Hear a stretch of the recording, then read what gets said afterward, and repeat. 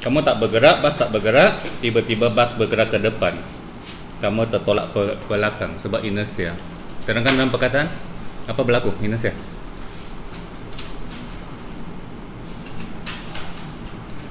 Yalah, inersia lah, apa berlaku? Bila bas tiba-tiba bergerak ke depan, kamu terhumbang ke belakang. Kan, kenapa? Inersia, yalah inersia, tapi bagaimana dia berlaku?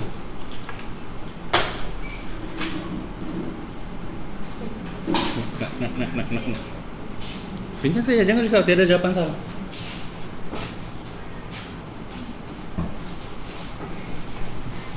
Tertolak belakang, jadi ada hantu menolaknya. Jatuh. Sorry tulisan saya. Ada tak yang menolaknya? Ada tak daya yang menolaknya? Ada kan, sebab dia tertolak ke depan. Tertolak ke depan, ke belakang kan, seolah-olah ada daya. Siapa yang menolak? Nah, macam jahat pula, macam yang di Thailand menolak ke dalam tu. Ada tak yang sesiapa menolak dia? Fikir betul-betul? Nah, tiada kan, jadi kenapa dia terhumbang ke belakang? Okey, satu lagi, bila dia bergerak, katakan dia sudah bas sedang bergerak ke depan, tapi dia diam-diam saja berdiri, tiba-tiba ada kucing. Lepas tu break. Lepas tu apa terjadi kepada orang tu? Ke depan. Jadi kenapa pula dia terhumbang ke depan? Ada hantu menolaknya. Nah, jadi apa? Sebab inersia. Inersia menentang perubahan. So bas berhenti dia menentang, so dia mau bergerak ke depan. Begitu, bukan? Ya, nah, macam dia kan, sebab menentang kan. Nah, so bas berhenti dia pun mau bergerak ke depan. Yang tadi bas mau bergerak, bas mau bergerak dia mau berhenti. Bukan, bas mau bergerak depan dia mau bergerak ke belakang. Menentang, dia depan dia belakang. Dia berhenti, dia berhenti. Macam logik. Kan? Tapi macam mana kamu tahu itu bas berhenti? Kalau kamu tutup matanya, dia nampak ke bas itu berhenti? Kalau tak nampak bas berhenti, macam mana dia jauh dia ke depan? Okey, balik kepada apa pernyataan hukum Newton pertama sebenarnya. Satu objek kalau dia tak bergerak, kita tengok dia bergerak ke dia. Itu lama-lama dia tak bergerak. So maksudnya objek yang pegun akan terus pegun. Okey, so objek yang pegun akan terus pegun. Rasanya kecuali apa? Kecuali apa? Kalau objek ini pegun, kalau kita tak mau dia pegun, kita buat apa? Kasih tolak dia, kasih kenakan daya. Okey, tapi soalan saya sekarang di sini dia ada daya ke tidak? Tiada daya. Siapa mau pinjamkan tangan? Laki. Pinjamkan tangan. Ada daya tak? Ada. Nah, ada pula. Kamu letak botol itu di atas tangan, kamu rasa tak daya? Ada daya. Jadi, tapi dia tetap pegun kalau ada daya. Jadi dia di atas meja, sebenarnya dia ada daya ke tidak? Ada, tetapi kenapa dia bergerak sedangkan ada daya?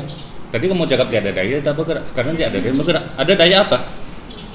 Gravity, beratnya. Tetapi ada apa? Sebab sekarang di meja, kalau di tanganmu ada daya apa lagi? Daya di tanganmu. Tangan kamu sedang apa? Tangan kamu sedang tahan dia kan? Okey, maksudnya pada masa sama ada daya ke atas, dan kalau begini maksudnya kedua-dua daya, satu atas satu bawah. Jadi dia cancel kan? Ini cancel. Maksudnya jumlah daya dayanya sama ke atas ke bawah, maksudnya jumlah dayanya jumlah daya kosong lah, sifat lah. Okey, bagus. Apa kita panggil jumlah daya? Apa termnya untuk jumlah daya? Daya total. Daya apa? Daya paduan. Okey, ready itu. Alright. Itu sebabnya ayatnya mesti ada daya paduan. Nampak tak? Ya, sebab kalau dia ada daya tidak semestinya dia bergerak. Paham lah kan? Dia daya paduannya sifat, kalau dia tak pegun dia akan terus pegun. Sebab tiada juga sebab dia untuk tiba-tiba mula bergerak. Kan? Okey. Manakala suatu objek yang bergerak, kalau dia sudah sedang bergerak, apa akan berlaku kepada dia? Terus bergeraklah kan? Betul? Enggak juga? No. Kamu coba buang sesuatu atas meja.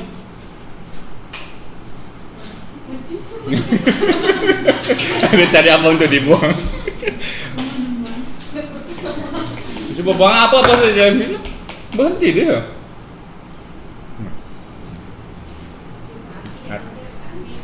Gerak atas meja? Okay. Ataupun duduk siling atas meja, kamu coba gerakan, lama-lama dia berhenti.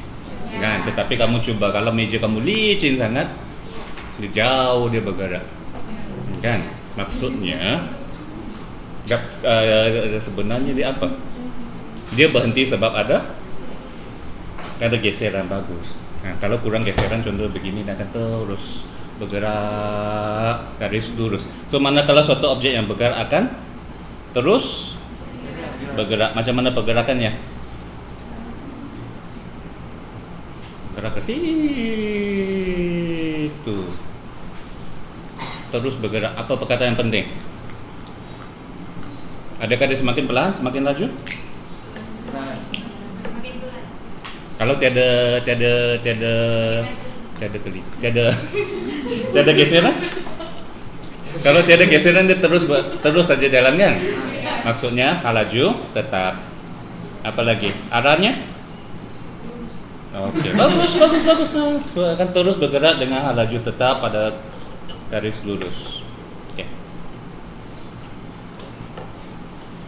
So kalau faham, senanglah kamu tulis benda ni kan. Kalau objek yang tak bergerak, dia akan terus tak bergerak. Kalau dia bergerak, akan terus bergerak dalam satu garis lurus dengan laju tetap. Oke, very good. Kita kena cepatlah. Oke. Jadi mengapakah sebuah troli akan terhenti dengan sendirinya? Sebab ada hantu. Sebab ada daya geseran. Kenapakah buku pegun di atas meja tidak bergerak sedangkan ada daya? Buku atas meja kenapa tak bergerak? Dia ada daya, dia ada beratnya. Kan saya tidak betul. Oh, okey, thank you. Okey. Okey. Yaitu buku pegun di atas meja tidak bergerak sedangkan ada daya. Dia ada daya berat, dia ada daya tindak balas normal. Dia ada daya tetapi daya paduan sifat. Very good. Right. Itulah sebabnya pernyataan mesti ada daya paduan. Nampak? Okey. Yang ketiga, mengapakah bulan bergerak dalam lintasan bulat mengelilingi bumi? Kenapa dia tak mau bergerak dalam garis lurus? Apa jawaban kamu tadi? Ciptaan Tuhan. Memanglah ciptaan Tuhan, tapi Tuhan cipta pun dia ada teori, dia ada sebabnya kan. So ada daya ke tidak atas bulan? Daya apa? Oh ya. Kamu ada gravity, okay, faham. So itulah, walaupun lajunya boleh kita kata lebih kurang, so maksudnya adalah ada daya gravity. Very good. Daya. Betul lah. Jadi maksudnya kalau tiba-tiba hilang bumi.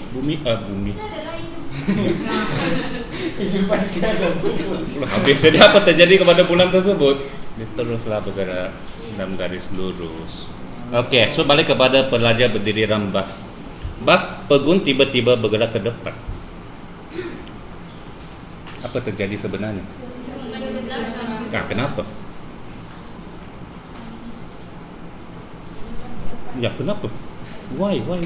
Adakah sebab ini hukum Newton pertama? Macam mana? Yang mana menerangkan dia? Pegun, bergerak terus bergerak. Yang manakah menerangkan situasi pertama ini? Ataupun kamu biasa, ialah hukum Newton pertama kalau disebut dalam ayat biasa, dia boleh juga kadang-kala kita akan cakap dia menentang perubahan kan. Okay. Tetapi kena faham betul-betul lah kalau kamu guna ayat ini pun. Jadi apa berlaku sini sebenarnya? Dia berdiri dalam bas yang pegun, tiba-tiba bergerak ke depan. Dia tak pegang apa-apa. Tiba-tiba dia terumbang ke belakang. Why? Mau testing boleh ya? Kamu berdiri atas kerusi, lepas itu kita tarik kerusi itu ke depan, tengok apa berlaku pada dia. Okay? Fikir. Siapa mau coba nanti kita naik kereta kamu di belakang? Ada kerusi lagi. Ini balik kerusi plastik. Kerusi plastik. So, kamu di bus, kamu sedang berdiri di bus, kamu pegun, bus pun pegun, tiba-tiba bus bergerak ke depan. Apa akan berlaku pada kamu?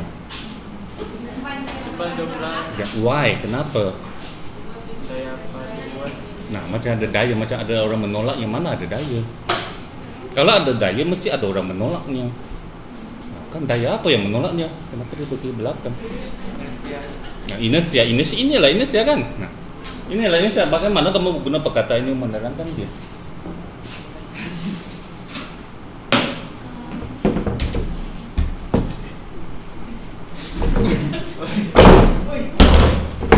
Yalah, bila tiba-tiba bas bergerak ke depan, apa berlaku pada dia? Macam tertolak ke belakang, tapi sebenarnya apa yang berlaku?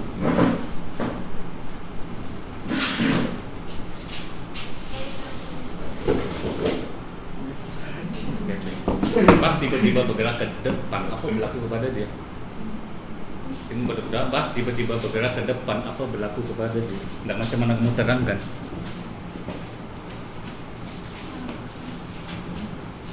Tengok betul-betul, bas bergerak ke depan, apa berlaku kepada dia?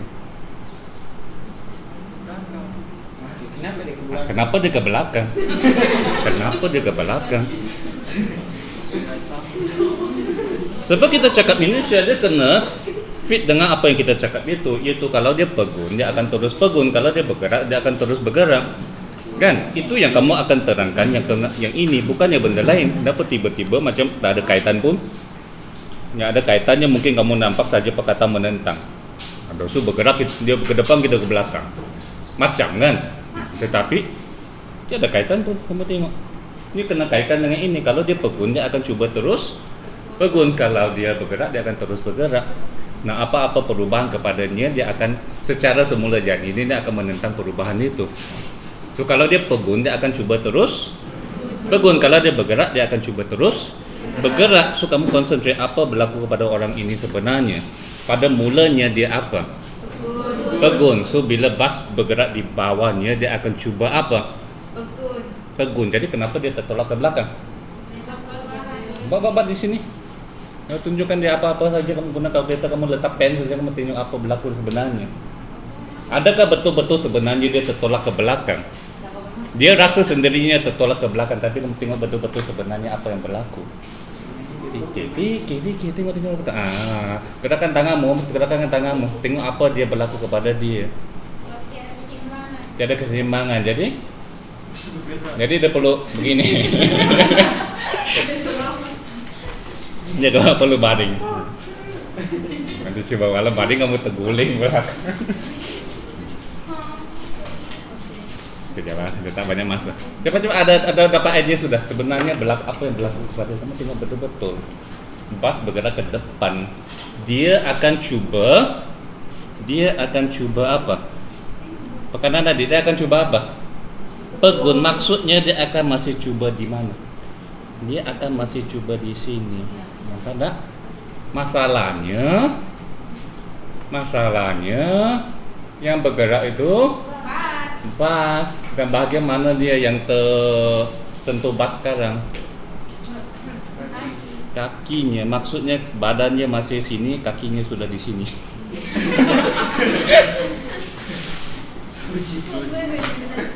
Nampak tak? Nampak kan? Dia sebenarnya cuba pegun. Dia bukan cuba menentang bas itu. Jadi biarlah bas bergerak. Oke, so bila bas bergerak ke depan, badannya cuba kekal di sini. Itulah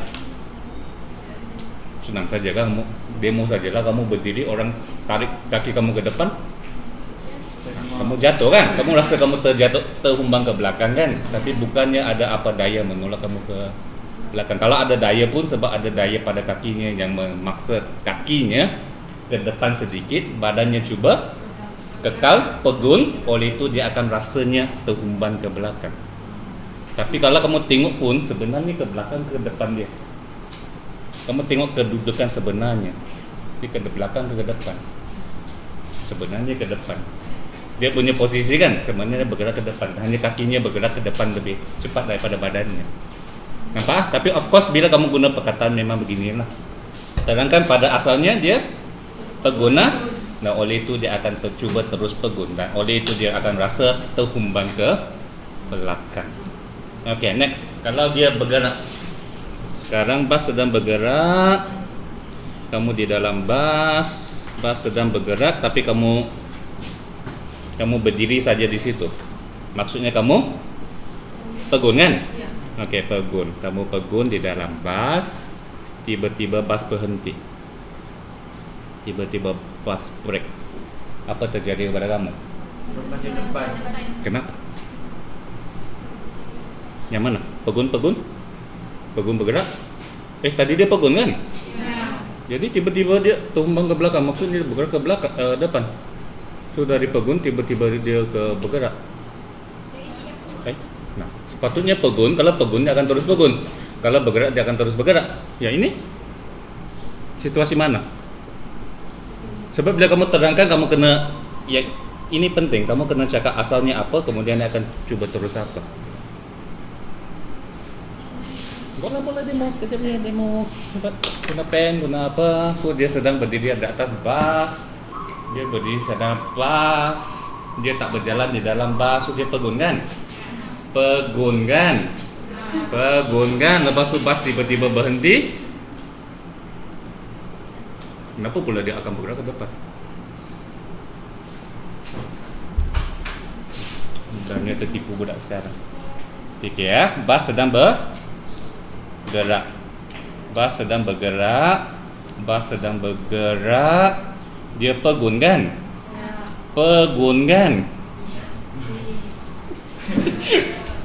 Bas sedang bergerak, dia tak berjalan dalam bas, dia pegun kan? Pegun. Dia sedang bergerak. Menipu saja saya. Dia rasa sendiri dia tak bergerak dalam bas, tapi bas sedang bergerak. Dia sebenarnya sedang bergerak bersama-sama dengan dalam bas. Sorry. So apabila bas tiba-tiba berhenti, apa terjadi kepada orangnya? Dia akan cuba terus bergerak. So apa akan berlaku bila kamu cuba terus bergerak tapi kakimu, lantai kamu tak bergerak sudah? Kamu masih cuba bergerak depan tapi lantai kamu sudah berhenti. Jadi kaki kamu masih di sini. Jadi badan kamu mau bergerak ke depan. Jadi kaki kamu di sini. So itulah kamu rasakan terhumban ke depan. Oke? So berhati-hati ya, yang ini adalah action. Tumbang ke depan sebab pada asalnya dia sedang bergerak, yes. Dan oleh itu dia akan cuba terus bergerak. Oleh itu dia akan rasa seolah-olah dia tumbang ke depan. Okey. So sebenarnya jika suatu objek sedang bergerak, yang perlu diterangkan bukan kenapa ianya tidak berhenti. Sebab benda yang bergerak dia memang akan terus bergerak kecuali ada daya yang boleh memberhentikannya. Okey, tetapi ada ketidak daya yang memberhentikan dia. Oleh itu dalam kereta kita akan buat apa? Dalam kereta untuk keselamatan kita akan buat apa?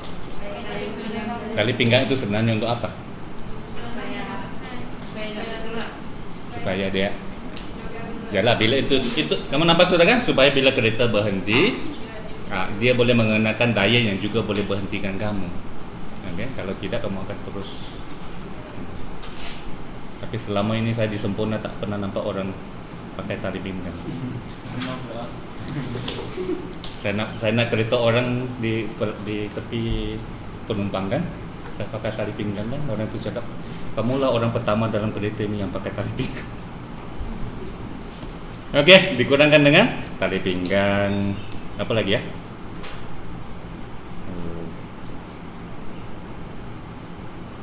Janganlah berdiri, duduklah. Ya. Kalau boleh mau baring pun boleh. Siapa mau baring pun boleh lah baring di situ.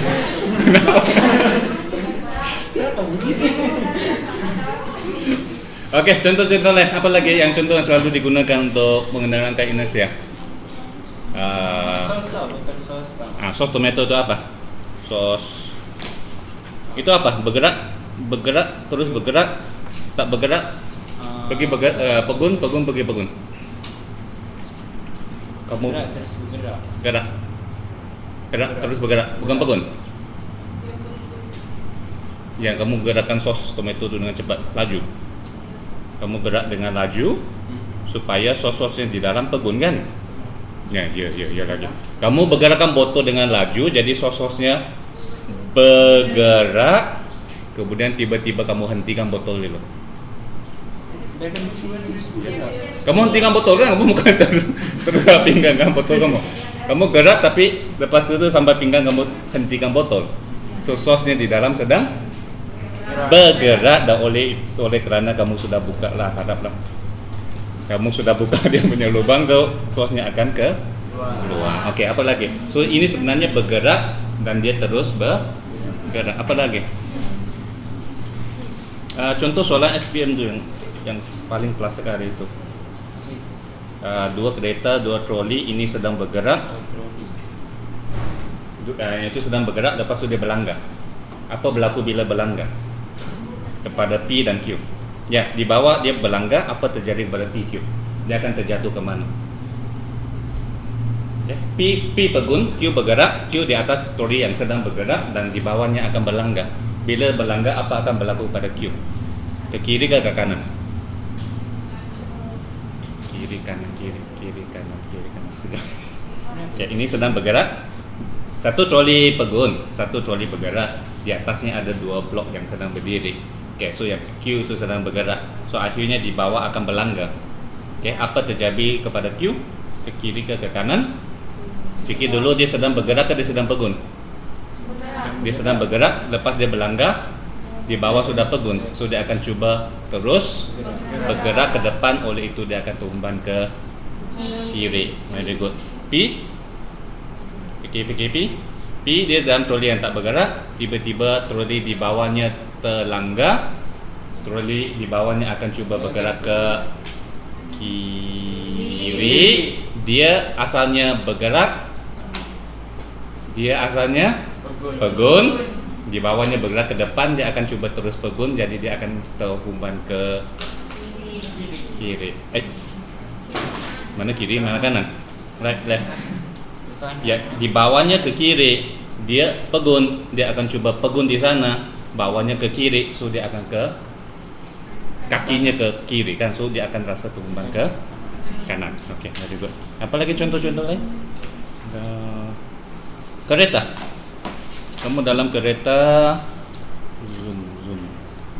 Kereta membelok ke kanan, menentang dia ke kanan, kamu ke kiri. Tidak ada benda-benda sebenarnya. Dia hanya, sebenarnya saya lebih suka perkataan daripada kamu. Ialah dia menentang perubahan, tapi lebih senang kamu fahamkan dia sebenarnya dia kekalkan keadaannya. Kalau dia pegun, dia akan cuba terus pegun, dan kalau dia bergerak, dia akan cuba terus bergerak. Kan, so dia menentang perubahan. Menentang perubahan maksudnya kan dia kekalkan dia punya kedudukan asalnya, ke pergerakan asalnya kalau dia sedang bergerak. So kalau yang ini, bila kereta tiba-tiba pusing ke kanan, kamu di kereta, kamu diam-diam, kamu pegun di kereta. Iya lagi. Kereta sedang bergerak ke depan, kamu diam-diam di kereta, kamu sedang pegun. Iya lagi. Kereta sedang bergerak ke depan, kamu di kereta, kamu diam-diam, kamu pegun. Tidak, kamu sedang bergerak ke depan, kamu sedang bergerak ke arah ini.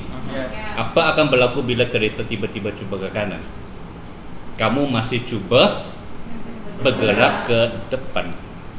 Masalahnya kereta sudah begini. Nah kan, pintu itu sudah ke kiri, kamu coba ke depan. Yalah kalau tiada pintu kamu memang akan terhumbang ke depan. Nah, kan? Kalau kamu di troli saja kan tiada benda-benda kan, troli itu tiba-tiba ke kanan, kamu akan terhumbang ke depan. Bukan sebab menolak, sebab memang kamu sedang bergerak ke depan. Tiba-tiba lantai kamu ke kiri. Nah, kalau ada dindingnya memang kamu akan rasa tertolak. Kamu rasa terhumbang ke kereta, ke pintu, tapi sebenarnya pintu itu yang menolak kamu ke situ. Alright, good. Next. Oke, kaitan dengan jisim pula. Bandingkan tong kosong dengan tong berisi pasif. Mula-mulanya pegun. Mula-mula dia pegun, yang ini berisi. Oke, yang mana senang digerakkan, yang mana susah digerakkan? Yang kosong senang digerakkan, very good. Yang susah, yang berisi pasif susah digerakkan, very good. Oke, bila dia sudah bergerak, kamu mau berhentikan dia, yang mana senang? Berisi pasir. Berisi pasif? You sure? You sure? Ya. No. Fikir. Inersia bergantung kepada jisim. Semakin besar jisim, semakin besar kesan tadi menentang perubahan. Kekal kan dia punya keadaan asal. So kalau dia pegun, kalau dia berjisim, lebih susah kita gerakan dia. Ya, lebih susah kita ubahkan keadaan pegunnya. Kalau dia sudah bergerak dan jisimnya besar, lebih susah kami ubahkan pergerakannya, maksudnya lebih susah kami berhentikan dia. Sepatutnya kan? Tapi kenapa tersilap di situ? Sengaja saya menipu kamu. Sebab yang ini sebenarnya tiada kaitan dengan ini. Bila kamu mau bandingkan susah ke senang berhentikan dia, sebab saya tahu dalam otak kamu masih fikir ini bergerak banyak, ini bergerak sedikit. Iya. Mana boleh kita banding ini dengan ini? Tak adil. Kamu kena bandingkan, contohnya buang ini dari atas, ini lepaskan dari atas, yang ini berisi pasir. Nah, kamu tahan di sini. Mati. Hati-hati itu bila kamu bandingkan sesuatu, kamu pastikan faktor-faktor lain adalah sama. Oke, itu sebab kamu belajar fizik lah. Oke. Nah, kan? Oke. Walaupun kamu tak sambung sains pun tidak apa. Ini untuk menunjukkan jangan kamu nampak dia handsome terus udah budak bagus. Begitu kan? Kamu nampak dia handsome udah budak bagus. Kena tengok perangainya kan? Kena tengok apanya. Tapi kalau ada dua pilihan, dua-dua pun bagus, satu lebih handsome, sudah tentulah pilih yang handsome kan? Kena tengok faktor-faktor lain. Oke, so yang penting di sini jika bergerak dengan laju yang sama. Kalau kedua-dua bergerak dengan laju yang sama, yang manakah senang diberhentikan? Yang tong kosong ke tong berisi pasir? Pasir susah diberhentikan, tong kosong senang diberhentikan. Kan? Sebab kita sedang cuba mengubah pergerakannya. Dia sedang bergerak, kita cuba ubahnya. So semakin apa kesimpulannya? Maksudnya inersia berkadar langsung dengan jisim kan? Kalau jisim besar, inersianya besar. Oke, kereta kecil dengan lori besar dengan muatan pula. Siapa senang digerakkan? Kalau dia lampu hijau, terus lampu hijau, ada kereta lori dengan motor. Ada nggak bawa motor di sini? Nanti kemalangan. Basikal pun boleh juga, oke. Bila lampu hijau, siapa yang lebih senang bergerak? Basikal tak, sebab dia punya jaringan, so inersianya kecil. Oke. Tapi siapa yang senang diberhentikan? Nah, fikir betul-betul lah. Lori senang diberhentikan, cuba. Kamu tak pernah nampak kan yang video-video accident itu? Kalau susah kina boleh bertahan. Yang tak faham fizik kan, dia kata lori dia berberat itu tak senang saja dia berhenti, dia pergi potong di depannya. Apa akan berlaku? Lori sangat-sangat susah untuk break. Sangat-sangat susah untuk diberhentikan. Kalau dia pergi masuk lagi di sini terhimpit memang mati. Iyalah, itu saya kata masih lagi masalah tadi sebab malam otak kamu masih pikir lori bergerak perlahan. Kita sedang bandingkan bila dia sedang bergerak dengan laju dengan satu motor, apa akan berlaku? Kalau motor berlanggar dengan dia berdepan, apa akan berlaku? Motor tu terpelanting ke belakang. Lori. Bukan lori. Motor itu terpelanting ke belakang. Lori langsung tak berubah pun dia akan terus bergerak. Sebab inersianya sangat tinggi. Kalau dia sudah bergerak memang dia akan terus bergerak. Kecuali kamu ada daya yang sangat-sangat tinggi untuk memberhentikan dia. Itulah dia punya brake, ada hidrolik dan sebagainya. Tapi masih sangat susah diberhenti karena berhati-hati ya, jangan terkeliru. Contoh-contoh lain ada lagi lah. Apa contohnya? Oh, yang itu mereka cakap kalau kamu dikejar kebau, kamu dikejar kebau,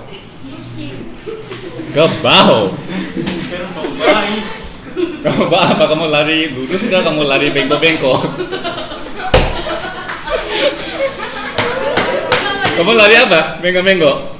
Sebab kebau itu susah untuk berpusing. Tapi lepas tu kamu nampak anjing kan, kamu ingat, oh cikgu kata berpusing-pusing. Jadi siapa pandai pusing? Anjing kan kamu?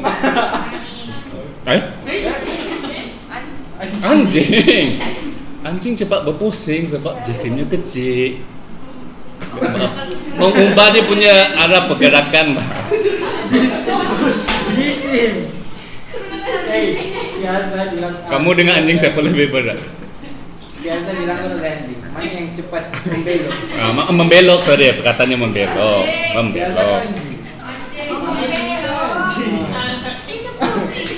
Gitu lah Pak. Oke, sebelum kita masuk momentum, kita